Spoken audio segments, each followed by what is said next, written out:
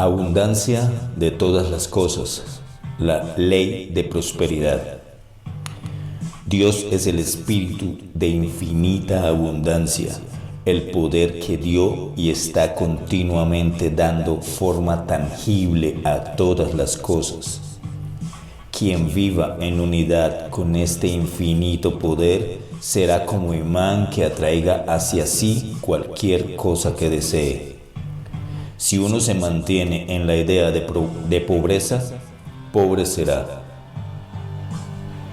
Pero si se mantiene sin cesar en la idea de prosperidad, sean cuales sean las condiciones en que se halle, pondrá en acción fuerzas que tarde o temprano lo coloquen en situación próspera. La ley de atracción obra sin cesar en el universo, y el inmutable principio superior de ella derivado es que cada cosa atrae a su semejante. Si estamos identificados con este poder infinito, con esta fuente de todas las cosas, en el grado en que vivamos en el reconocimiento de esta identificación, en tal grado actualizaremos un poder que nos allegue en abundancia cuanto deseemos. Por este medio, entraremos en posesión de una fuerza con la cual podremos establecer siempre las anheladas condiciones. Así como toda verdad existe de por sí y solo espera que la percibamos, así existe también de por sí todo lo indispensable para satisfacer nuestras necesidades presentes, y solo espera en nosotros el poder de apropiárnoslo. Dios lo tiene todo en sus manos. Su voz nos dice constantemente: Hijo mío, reconóceme en todos tus caminos, y en el grado en que así lo hagas, será tuyo lo mío. La vieja y por algún tiempo predominante idea de que la pobreza era condición necesaria de la santidad no tiene ya fundamento alguno. Lo tuvo parecido al del ascetismo cuando prevaleció aquella otra idea de que era inevitable la oposición entre el espíritu y la carne. Surgió en la mente de los que tenían un falso y torcido concepto de la vida. La verdadera santidad es idéntica a la verdadera sabiduría. A quien es verdaderamente sabio y hace prudente uso de sus fuerzas y facultades, le abre siempre el universo el arca de sus tesoros. La dádiva es siempre igual a la petición prudente y justa. Quien obedece a las leyes superiores queda libre del miedo a la pobreza. ¿Estás sin colocación? ¿Sin trabajo? Pues si te dejas dominar por el miedo de no encontrar otro empleo, será posible que pases mucho tiempo sin encontrarlo, o si lo encuentras, sea mísero y pobremente retribuido. En cualquier circunstancia, debes poner en acción tus fuerzas interiores, que siempre acabarán por triunfar de toda temporal o aparente pérdida. Pon estas fuerzas en actividad y serás entonces un imán que hacia ti atraiga una colocación mejor que la pérdida, y tal vez no tardes en dar gracias por haberla perdido. Reconoce el infinito poder que obra por donde quiera, que crea y lo rige todo en el universo, que gobierna los innumerables sistemas de mundos. Los pensamientos son un poder oculto de energías incalculables, y si los diriges con rectitud y prudencia, la apropiada colocación o el conveniente empleo te llegará a su debido tiempo, por el debido modo, y lo reconocerás como tuyo cuando a ti llegue. Persevera en este pensamiento, no titubees en él, sosténlo y aliméntalo sin cesar con firme y esperanza. Y así pondrás un anuncio en un periódico espiritual de ilimitada circulación que no solo llegue más allá de los límites de la tierra, sino del universo mismo. Será además un anuncio que rectamente inserto por tu parte tenga mayor eficacia que cualquier otro que pudieras insertar en páginas impresas, por más que el anuncio sea hoy día el gran medio de solicitar lo que se necesita. En el grado en que llegues a este reconocimiento y vivas en armonía con las leyes y fuerzas superiores, en tal grado serás capaz de conseguirlo. Si movido por la necesidad ojeas los anuncios de los periódicos, no lo hagas como comúnmente se hace. Pon en actividad las fuerzas interiores y colócate así sobre elevada base. Cuando tomes el periódico, piensa de este modo: si aquí hay un anuncio que me convenga, lo reconoceré en el momento en que lo lea. Afírmate en este pensamiento, confía en él, espéralo, y si esto cumples con robusta fe, sentirás de uno u otro modo la intuición del momento oportuno, y esta intuición será ni más ni menos que la voz de tu propia alma. Cuando hable, obra sin dilación. Si una vez logrado el empleo notas que no es el que precisamente deseabas, si te sientes capaz de desempeñar otro mejor, entonces considéralo desde luego como un punto de apoyo para lograr este otro. Mantente en este pensamiento, afírmate en él, cree y espera, y sé en todo tiempo absolutamente fiel a la posición en que, entre tanto, te hayas colocado. Si no eres fiel a ella, entonces lo probable será que no te sirva de apoyo para alcanzar algo mejor, sino algo peor. Si eres fiel a ella, pronto darás gracias, regocijado y alegre de haber perdido tu anterior colocación. Esta es la ley de prosperidad. Cuando sobrevenga la transitoria desgracia, no te dejes arrastrar por ella, sino saca de ella el mejor partido posible y ve siempre adelante en tu anhelo de más prósperas condiciones. Si te mantienes en esta disposición de ánimo, pondrás en actividad fuerzas sutiles que tarde o temprano actualizarán en forma tangible lo que solo es aún simple pensamiento. Porque el pensamiento tiene poder oculto y debidamente aplicado es como germen de las condiciones materiales. No cedas ni por un momento a la queja, antes bien, emplea el tiempo que lamentos inútiles te robarían en mirar adelante y actualizar las deseadas condiciones. Sugiérete la idea de prosperidad. Considérate en condición próspera y confía en que antes de mucho llegarás a ella. Confía en ello tranquila y sosegadamente, pero con seguridad y firmeza. Cree absolutamente en ello. Espera en ello y acaricia sin cesar esta esperanza. De este modo serás como un imán que atraiga a ti las materias deseadas. No temas sugerirte estos pensamientos, porque así te forjarás un ideal que los revista de formas tangibles. Por este medio utilizarás los más sutiles y poderosos agentes del universo. Si especialmente deseas algunas cosas cuya posesión creas buena y necesaria para ti, algo que pueda dilatar tu vida o acrecentar tu utilidad para el prójimo, mantente sencillamente en la idea de ella, pues en tiempo oportuno, por medios naturales y en las debidas condiciones, vendrá a ti o se te abrirá camino por donde puedas llegar al logro de tus deseos. Haz lo que tus manos sepan hacer y lo harás bien. Si este trabajo no te satisface por completo, entonces confía, cree y espera que por medio de él alcanzarás algo mejor. La base para atraer lo mejor que te pueda dar el mundo es vivir de ello en el pensamiento, impropiamente llamado imaginación.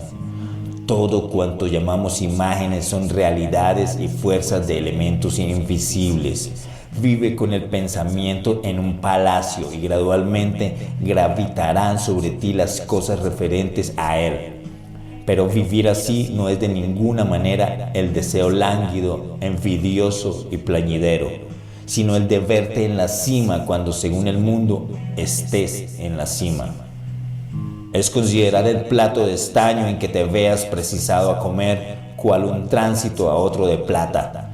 Pero no es envidiar ni refunfuñar porque lo tenga el vecino, pues esta envidia es precisamente como un capital descontado del banco de las fuerzas mentales. Si cedes a la adversidad, lo probable es que se haga dueña de ti. Pero si reconoces en ti el poder de dominar las circunstancias, entonces la adversidad será tu sierva y se trocará en buena fortuna. Si cuando llegue la desgracia la sobrellevas con sosiego y calma, pronto desaparecerá si empleas en actualizar tus poderosas fuerzas interiores el tiempo que de otro modo perderías en quejas, temores y presentimientos. La fe absoluta es la única condición del verdadero éxito. Cuando reconozcamos que el hombre lleva en sí los elementos de triunfo o de vencimiento y que estos no dependen de condiciones externas, podremos transmutar estas condiciones en elementos de éxito.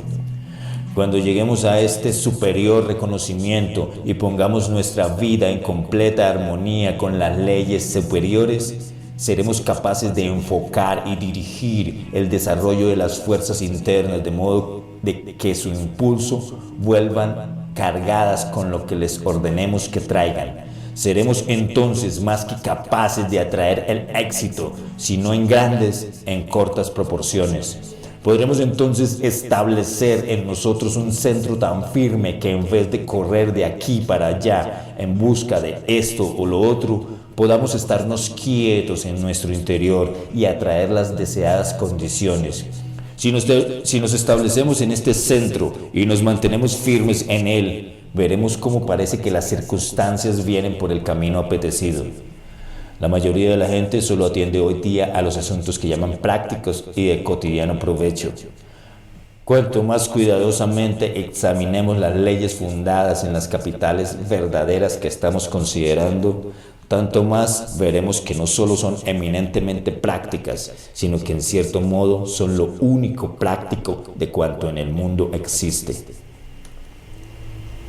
Existen personas que se vanaglorian de ser muy prácticas, pero muchas veces son más prácticos quienes no creen serlo.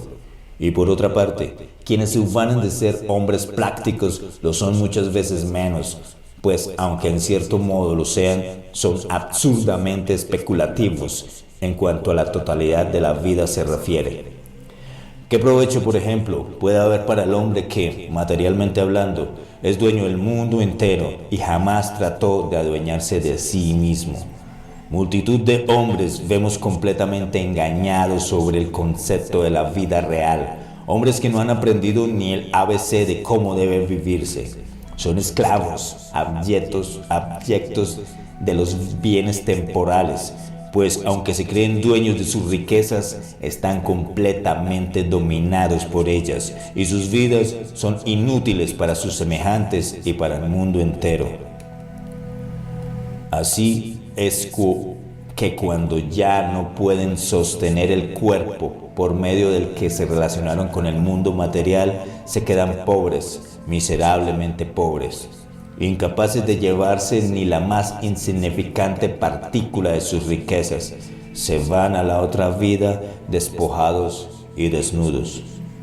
Las buenas acciones, las educidas cualidades del carácter, las actualizadas potencias del alma, las positivas riquezas de la vida interior, todo aquello que llega a ser nuestro eterno bien, no ocupa lugar alguno en su mente y por esto andan privados de lo verdaderamente necesario para la vida.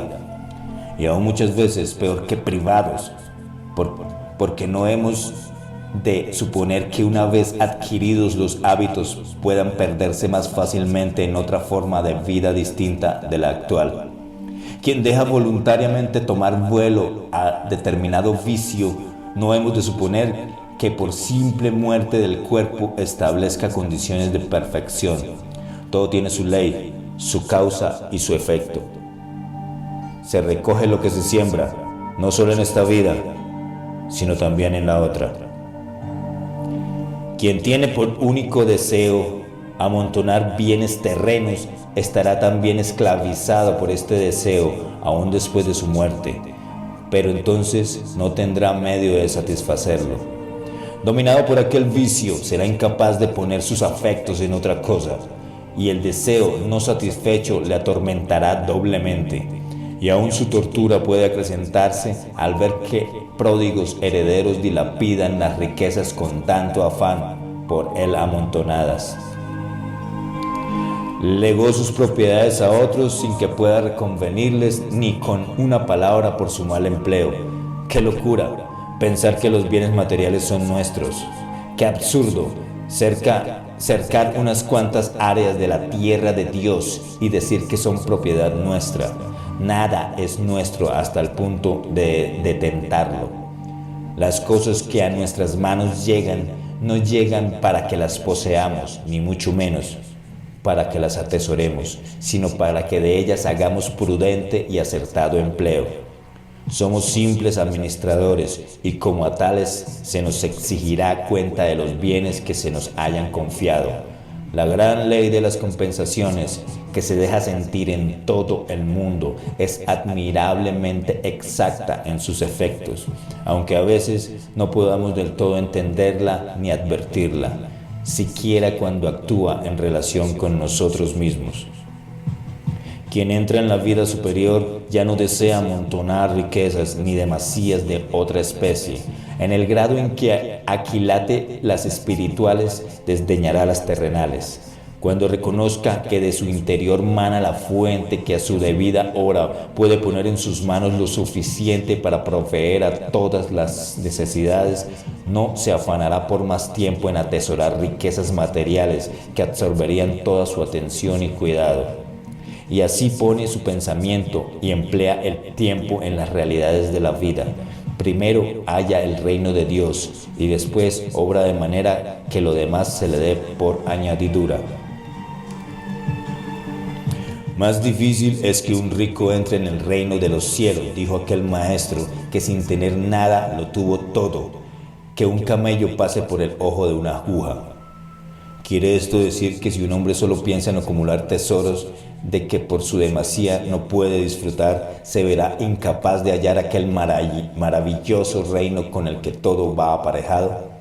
¿Qué vale más, tener $1.000.000 con el cuidado que tal riqueza lleva consigo, o llegar al reconocimiento de leyes y fuerzas por las cuales cada necesidad queda satisfecha en tiempo oportuno, y saber que nada justo nos será negado, que la dádiva será proporcionada a la petición?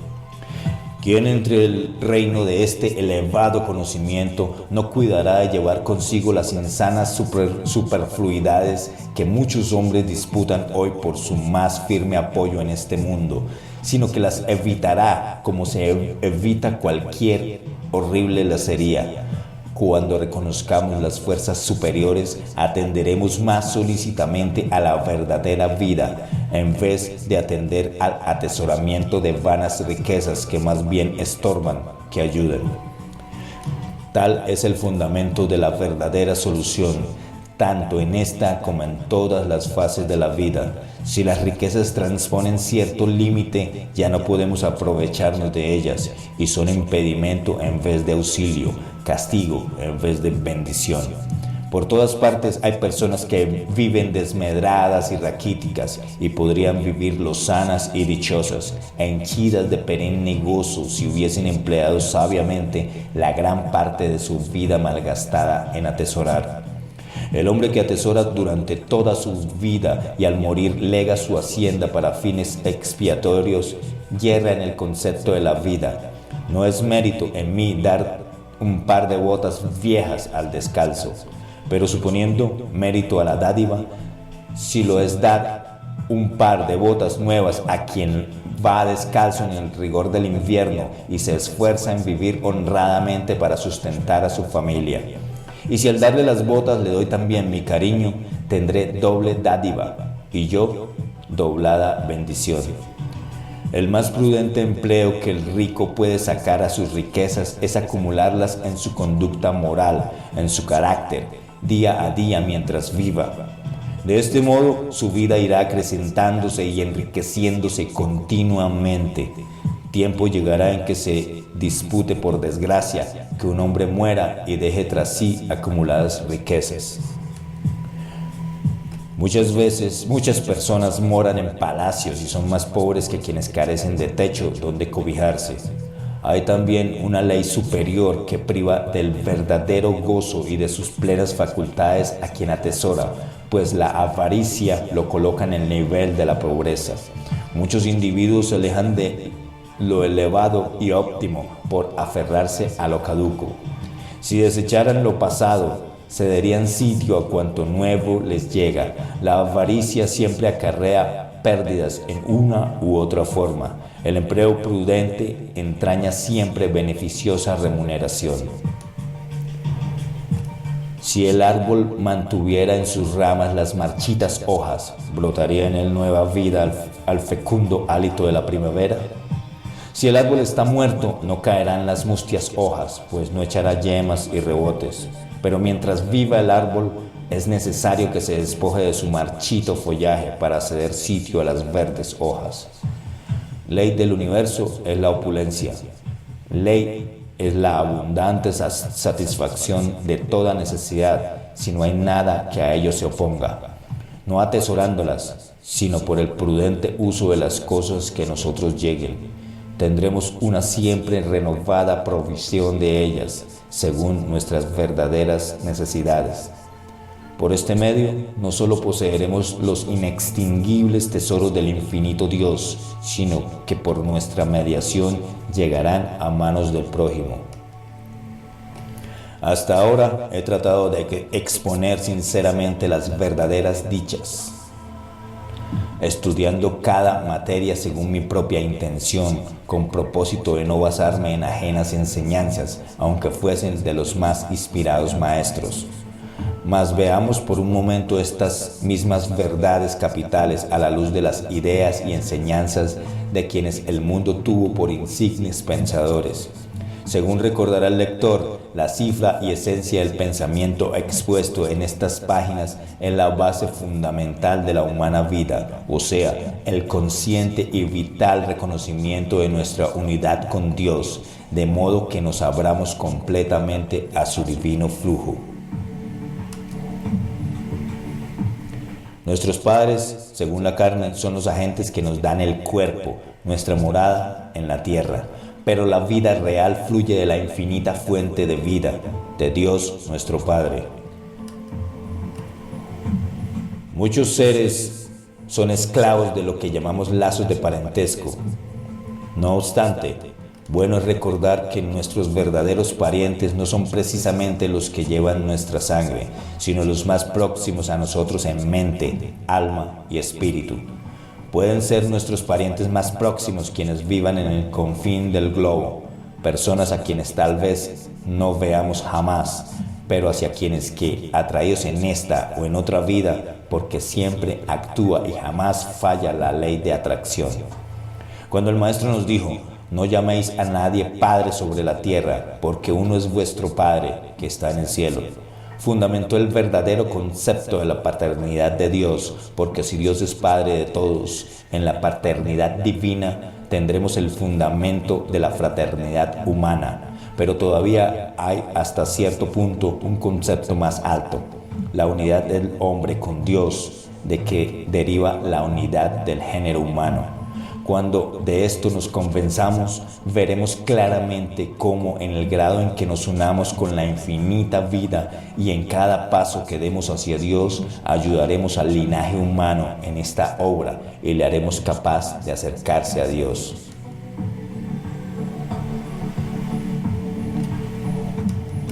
Sobre inmutable ley se funda aquella verdad. Bienaventurados los que escuchan la palabra de Dios y la cumplen. Todo les favorece. Seremos sabios en el grado en que vivamos acordes con la suprema ley. Todos los profetas, videntes, sabios y redentores que recuerda la historia llegaron a ser lo que fueron y en consecuencia tuvieron el poder que poseyeron por medios completamente naturales. Todos reconocieron y llegaron a la consciente unidad con la infinita vida. Dios no tiene preferencias por nadie. Él no crea profetas, ni videntes, ni sabios, ni redentores. Crea hombres. Pero entre los hombres hay quienes reconocen su verdadera identidad y la unidad de su vida con la fuente que procede. Vive según el reconocimiento de esta unidad y en recompensa llega a ser profeta, vidente, sabio o redentor. Tampoco tiene Dios preferencias por tal o cual nación. No ha escogido pueblo alguno, pero la nación o raza que fe conoce a Dios es el pueblo escogido. Jamás hubo época ni lugar determinado de prodigios en distinción de otras épocas y lugares. Lo que llamamos milagros abundaron en todo tiempo y lugar, donde las condiciones fueron favorables a su efecto. Aún hoy se obran lo mismo que siempre se obraron con sujeción a las leyes a que obedecen. Los taumaturgos fueron hombres que anduvieron con Dios, y en las palabras que anduvieron con Dios está el secreto de la palabra. Taumaturgo u hombre prodigioso, la causa y el efecto. Dios nunca da la prosperidad a hombre alguno, pero el hombre puede prosperar si conoce a Dios y vive de conformidad con su ley. Nosotros podemos ser nuestros mejores amigos o nuestros peores enemigos. En el grado en que seamos amigos de lo supremo y óptimo de nuestro interior, seremos amigos de todo. Y en el grado en que seamos enemigos de lo supremo y óptimo de nuestro interior, seremos enemigos de todo. En el grado en que abramos nuestro ser a las fuerzas superiores y dejemos que en nosotros se manifiesten, seremos hasta cierto punto los redentores de nuestros prójimos. Así somos o podemos todos llegar a ser redentores unos de otros. Así podrás tú, oh lector, llegar a ser verdaderamente uno de los redentores del mundo. Principio fundamental de todas las religiones, la religión universal. La capital verdad que vamos considerando es el principio que fundamentalmente palpita en todas las religiones y que todas aceptan. Es además una verdad que puede aceptar toda la gente, ya pertenezcan a la misma o distinta religión. La multitud siempre disputa sobre bagatelas miradas desde insignificantes y personales puntos de vista, pero se pone de acuerdo en presencia de las verdades capitales, cuyos hilos se diversifican por todas partes. Las discrepancias y altercados se relacionan con el yo inferior, las aveniencias y acuerdos con el yo superior. En una población puede haber diferentes bandos o partidos que se combatan encarnizadamente, pero si sobreviene una calamidad pública, sea inundación, hambre o peste, apaciguarán los enemigos sus odios y todos juntos trabajarán con ardor en beneficio común. Lo mudable, lo personal, suscita querellas. Lo permanente, lo humano, une a todos en los mismos esfuerzos de amor y servicio mutuo. Muy loable es el patriotismo. Bueno es amar al país en que se ha nacido. Mas, ¿por qué amarlo más que a los demás países? Si amo al mío y odio a los extraños, seré egoísta, y mi patriotismo infundirá sospechas aún a mi propio país. Si amo al mío y al mismo tiempo a los extraños, entonces doy prueba de la amplitud de mi carácter, y mi patriotismo tiene firme fianza. La idea que de Dios hemos aceptado, la idea de que Él es el infinito espíritu de vida y poder anterior a todo, que obra en todo y es vida de todo, pueden aceptarla todas las religiones. En este punto no caben infieles ni ateos. Hay ateos e infieles respecto del modo de adorarle y reverenciarle. Sin embargo, muchos y muy ardientes devotos atribuyen a Dios cualidades que ningún hombre que en algo se estime quisiera para sí. Tal hacen los que se imaginan un Dios colérico, celoso y vengativo con sus criaturas. Quienes manifestasen estas pasiones se harían indignos de nuestro respeto, y no obstante, hay quienes las atribuyen a Dios. El ardiente y sincero místico es uno de los mayores amigos que pueda tener la verdadera religión. Se cuentan los místicos entre los más grandes siervos de Dios y entre los bienhechores del género humano. Cristo fue, según la opinión vulgar de su época, uno de los mayores herejes en el mundo han sido pues no quiso sujetarse a las creencias ortodoxamente establecidas. Cristo es el arquetipo de la idea universal, Juan Bautista el de la idea personal. Juan viste determinado traje, solo come cierta clase de manjares, pertenece a una secta especial, vive y enseña en lugar fijo, y él mismo reconoce su inferioridad correlativa a la creciente superioridad de Cristo. Cristo, por el contrario, se entrega sin limitaciones y a nada quiere sujetarse. Fue universal por completo y así no enseñó para su tiempo, sino para todos los siglos. Este es el principio básico de la religión universal que todos pueden aceptar. Esta es la verdad capital y permanente. Hay algo en que no todos están acordes. Esto es lo contingente, lo no necesario, que va desvaneciéndose a medida que el tiempo pasa. Un cristiano que no acierte a percibir esta verdad preguntará, ¿pero no estuvo Cristo inspirado por Dios? Sí, pero no fue Él solo el inspirado. Un budista preguntaría, ¿no inspiró Dios a Buda? Sí, pero no fue Él solo el inspirado. Un cristiano dirá, ¿acaso la Biblia no fue dictada por el Espíritu Santo? Sí, pero también hay otras escrituras inspiradas por Dios. Un budista preguntará, ¿acaso no fueron inspirados los Vedas? Sí, pero también hay otros libros sagrados. Vuestro error no está en creer que vuestras respectivas escrituras fuesen inspiradas por Dios, sino en vuestro notorio exclusivismo al negar que también otras escrituras pudieran estar igualmente inspiradas por Él. Los libros sagrados, las escrituras inspiradas, proceden todas de una misma fuente, de Dios, que habla a través de las almas de quienes escuchan su voz. Unos pueden estar más inspirados que otros, según el grado en que escuchen la voz divina. Dicen las escrituras hebreas, la sabiduría es el aliento del poder de Dios y en toda época penetra en las almas bienaventuradas, haciéndolas profetas y amigas de Dios. Cuando comprendamos completamente esta verdad, veremos que solo hay diferencias insignificantes entre las varias formas de religión que aparecen como insondables discrepancias del vital principio que en todas alienta. En el grado en que nos amemos menos a nosotros mismos y más a la verdad, en el mismo grado propenderemos menos a convertir a la gente hacia nuestras maneras particulares de pensar y pondremos más cuidado en ayudarles a recibir la verdad por los medios más apropiados a su temperamento. La doctrina de nuestro maestro, dicen los chinos, consiste en la limpieza de corazón. Tal es la doctrina de quien merece el nombre de maestro. Idéntico es el principio fundamental de todas las religiones, y los mínimos pormenores en que difieren dependen del grado de civilización de cada pueblo. A veces me pregunto, ¿a qué religión perteneces? ¿A qué religión? Solo hay una, la religión del Dios vivo.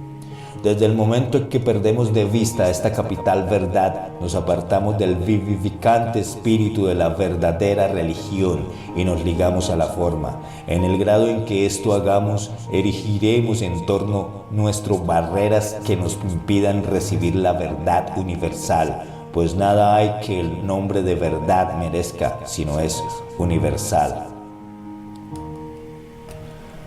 Solo hay una religión. Por cualquier camino que vaya, llegaré a las alturas que conducen a ti, dicen las escrituras persas.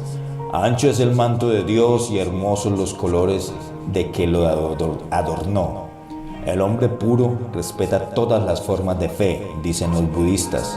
Mi doctrina no distingue entre altos y bajos, ricos y pobres. Como el cielo tiene lugar para todos y como el agua, todo lo lava con igual limpieza. El entendimiento agudo ve la verdad de todas las religiones. El entendimiento romo solo ve la diferencia, dicen los chinos. Y añaden los indios, el corto de alcances pregunta, ¿este hombre es extranjero o compatriota? Mas para aquellos en quienes el amor mora, el mundo entero es una familia. La religión, en su verdadero sentido, es lo más hermoso que pueda conocer el alma humana, y al comprenderla veremos que es agente de paz, felicidad y gozo. pero nunca de melancolía, tristeza y angustia. Será amada por todos y por nadie rechazada. Que nuestras iglesias se convenzan de estas grandes verdades, que trabajen por la conversión de la gente al conocimiento de su verdadero ser, al de sus relaciones y de su unidad con el infinito Dios. Y tal será el gozo, tal la muchedumbre que a ellas acuda, tales los cánticos de alabanza que hasta los muros se estremecerán de amor a la religión. Adecuada a la vida, adecuada a todos los días de la vida, debe ser ahora y siempre el carácter de la religión. Si no tiene tal carácter, no es religión. Necesitamos una religión cotidiana en este mundo. Todo el tiempo que en cualquier otra cosa se emplee es peor que malgastado.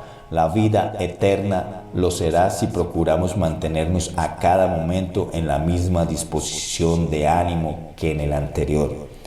Pero esta placentera disposición de ánimo únicamente puede derivar de la rectitud de pensamientos, de la veracidad de la palabra y de la servicial e inegoísta alteza de nuestras obras. Si en esto fracasamos, fracasaremos en todo. La suprema riqueza.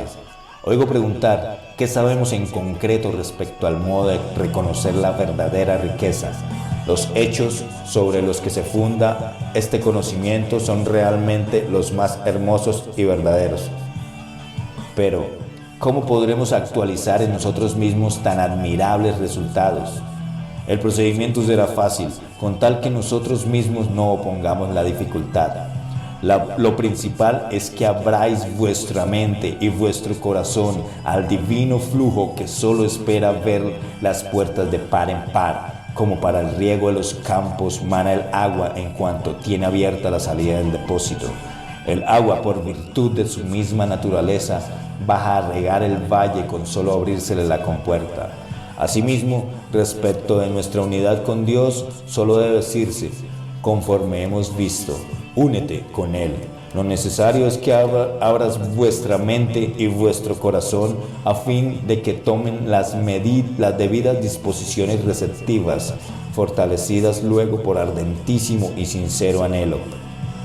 Al principio puede ser un eficaz auxilio colocarnos diariamente por algunos momentos en meditación y silencio, a fin de que no nos conturben las percepciones de los sentidos corporales. Allí, en silencio, a solas con Dios, puedes colocarte en actitud receptiva, anhelando sosegada y tranquila y expectantemente que el divino flujo inunde vuestra alma. Cuando esto ocurra, notarás primero sus manifestaciones en tu mente y las sentirás físicamente después en tu cuerpo. Entonces, en el grado en que te abras a este flujo, sentirás un tranquilo, pacífico e iluminante poder que equilibrará cuerpo, mente y alma y te pondrá en armonía con el mundo entero. Estarás en la cima del monte, te hablará la voz de Dios y al bajar llevarás contigo el supremo reconocimiento. Vive en Él durante el trabajo y el descanso, paseando, velando y durmiendo. De este modo, aunque no puedas permanecer continuamente en la cima, podrás vivir perpetuamente en toda la hermosura, inspiración y poderío que allí hayáis encontrado. Además, día llegará en que, entre las ocupaciones de la oficina o el estrépito de la calle, logres ensimismarte y aislar tu ser, echando el manto de tu pensamiento sobre el mundo exterior y creyendo firmemente que por donde vayas y donde quiera que estés, te guía, guarda, protege y conduce el Espíritu de Dios, que es el compendio de infinita vida, poder, sabiduría, paz, amor y abundancia. Tal es la oración continua. Esto es conocer a Dios y seguir sus pasos. Esto es hallar el Cristo interior. Esto es nacer de nuevo. Primero lo natural, después lo espiritual. Así al hombre viejo, a Adán sucedió el Cristo, el hombre nuevo. Esto es alcanzar la vida eterna, el conocimiento de Dios. El placer presente será un sueño del pasado. Hemos de entonar un nuevo canto, la hermosa y eterna actualidad. Esto lo podemos lograr desde hoy mismo, desde esta hora, desde este momento, si lo anhelamos y queremos. Y si volvemos el rostro hacia el buen camino, no pasaremos mucho tiempo sin gozar de los esplendores de esta completa realización. Vuelve el rostro hacia la montaña, emprende la marcha y ya rápida, ya pausadamente, llegarás a ella. Pero no llegarás si no vuelves tu rostro al buen camino y emprendes la marcha. Goethe dijo, ¿estás en buena disposición? Aprovecha este instante, porque la audacia entraña magia, poder y genio. Comienza, el ánimo se enardecerá y una vez des principio al trabajo, estará concluido. Y dijo Gautama, desperté a la verdad y resolví llevar a cabo mi propósito. Verdaderamente llegaré a ser Buda.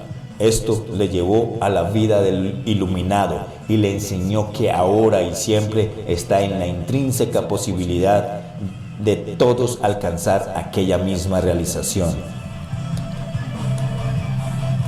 Por ella llevó la luz a millones de personas. Dijo Jesús, ¿no sabéis que yo debo atender los negocios de mi Padre? Haciendo de esto el gran objeto de su vida. Llegó a plena y completa realización. Yo y mi Padre somos una misma cosa. De este modo llegó a la completa realización del reino de los cielos en esta vida. Sus enseñanzas fueron que todos podemos lograr ahora y siempre esta misma realización. Y de este modo llevó la luz a millones de seres. En lo que respecta a las cuestiones prácticas, no hallaremos en toda la redondez de la tierra nada más práctico que buscar primeramente el reino de Dios y su justicia, para que todo lo demás se nos dé por añadidura. Nadie que a esta verdad se abra y según esta verdad viva, dejará de comprender y percibir las superiores leyes sobre que se funda. Personalmente conozco a muchos que han hallado el reino de los cielos por medio de su unidad con Dios y se han abierto tan completamente a su divina guía que son los más admirables ejemplos de tan capital e importante verdad. Hay personas cuya conducta se acomoda a esta guía, no solo de un modo general, sino en todos los pormenores de la existencia, y viven sencillamente en unidad con el infinito poder, continuamente en armonía con él. Suya es la abundancia de todo, nada pierden. Reciben cuanto en justicia piden y jamás temen perder en lo que hacen ni en cómo lo hacen. Su vida está exenta de cuidados, porque tienen el convencimiento de que la providencia del supremo poder los releva de todo afán. Si entráramos en pormenores respecto de algunas de estas vidas ejemplares y especialmente de 2 o 3 que recuerdo en este momento, veríamos hechos que parecerían increíbles, sino milagrosos. Mas recordemos que todos podemos realizar lo que otro realiza. Esta es verdaderamente, según naturaleza, la vida normal, la vida cotidiana de quienes logran esta suprema realización y obran en armonía con las leyes superiores. Esto es sencillamente lanzarse a la divina corriente que arrastra el universo entero y dejarse llevar tranquilamente por ella, día tras día, como se mueven los mares en su flujo, como se mueven los planetas en sus órbitas, como se suceden ordenadamente las estaciones del año. Las angustias, incertidumbres, enfermedades, sufrimientos, temores, vacilaciones e inquietudes de la vida nos acometen porque no estamos en armonía con el orden divino de todas las cosas y nos acometerán mientras no lo estemos. Trabajoso e inseguro es ir contra la corriente. Fácil y dulce es seguirla y aprovecharse ventajosamente de su poderosa fuerza natural. Llegar a la consciente y vital unidad con Dios es seguir la divina corriente. Al ponernos de este modo en armonía con el infinito, nos pondremos a la vez en armonía con cuanto nos rodee, en armonía con la vida de los cielos, en armonía con el universo entero. Y la armonía de lo alto nos llevará a la armonía con nosotros mismos, de modo que perfectamente armonizados, cuerpo, mente y alma, sea plena y completa nuestra vida. Entonces ya no nos dominarán ni esclavizarán por más tiempo los sentidos corporales. Lo físico quedará subordinado y regido por lo intelectual, y lo intelectual subordinado y continuamente esclarecido a su vez por lo espiritual. No será ya la vida lo misérrima que casi siempre es, sino latrina y una vida con todas sus bellezas, con sus siempre crecientes alegría y poder. De esto podremos colegir que el equilibrio es la acertada solución de la vida. Ni ascetismo ni libertinaje. De todo lo bueno podemos disfrutar, con tal de que con prudencia y parsimonia lo disfrutemos a fin de disfrutarlo completamente. Cuando vivamos en esta superior realización, nuestros sentidos serán mucho más perfectos y más delicados a medida que el cuerpo se adelgace y se utilice con mayor flexibilidad en contextura y forma. De este modo, por caminos perfectamente naturales, llegaremos al reino de la superconciencia, donde se nos revelan las supremas leyes y verdades. Y cuando en este reino entremos, no estaremos entre quienes empleen el tiempo en especular sobre si este o el otro tienen o no los poderes que se le atribuyen, sino que seremos capaces de conocerlos por nosotros mismos. Ni tampoco estaremos entre quienes se empeñan en instruir a la gente con lo que otros dijeron, sino que sabremos cuanto digamos y podremos hablar con autoridad. Mucho hay que no conoceremos hasta llegar al estado en que se nos pueda revelar. Si algún hombre hace la voluntad de Dios, conocerá la doctrina. Dicen los marinos que han navegado por el mar de las Indias, que muchas veces advierten la proximidad de ciertas islas antes de verlas en la lontananza, por el suave perfume de los troncos de sándalo que flotan sobre las aguas. De la misma manera, el alma puede dejar sentir las influencias de las sutiles y silentes fuerzas que constituyen su perfume, como una bendición repartida por todas partes. Las personas dirán: trae paz y alegría a nuestras casas. Bienvenido sea. Y cuando por la calle pases, los hombres fatigados, angustiosos y enfermos sentirán que una mano divina despierta en ellos nuevos deseos y los resucita a nueva vida. Y hasta los mismos brutos volverán la cabeza dirigiéndote miradas casi humanas de gratitud. Tales son las sutiles potencias del alma, cuando en ella se transparenta la divina influencia de su bondad. Cantos de gozo exhala el alma que logra la plenitud de su interior, cantos en que expresa el sentimiento de su beatitud. En el Eterno me apoyo y todo es divino para mí. Con el maná celestial acallo el hambre y con la ambrosía del cielo la sed apago. En las radiantes tintas entremezcladas de carmín, azul y oro de los refulgentes rayos de iris contemplo el amor del Padre. Mis sentidos se arroban y el alma se enajena en los cantos del pintado pajarillo, en el perfume que exhalan las flores como bendiciones de suave aroma, en los poéticos celajes de la mañana y en los magníficos esplendores del ocaso. Quien alcanza y vive continuamente en la completa y consciente unidad con Dios, alcanza tal suma de bellezas, alegrías y magnificencias, que solo es capaz de conocer quien con el infinito poder se une. Así se logra la posesión de los más ricos tesoros durante nuestro paso por la tierra. Así se trae el cielo a la tierra, o más bien se lleva la tierra al cielo.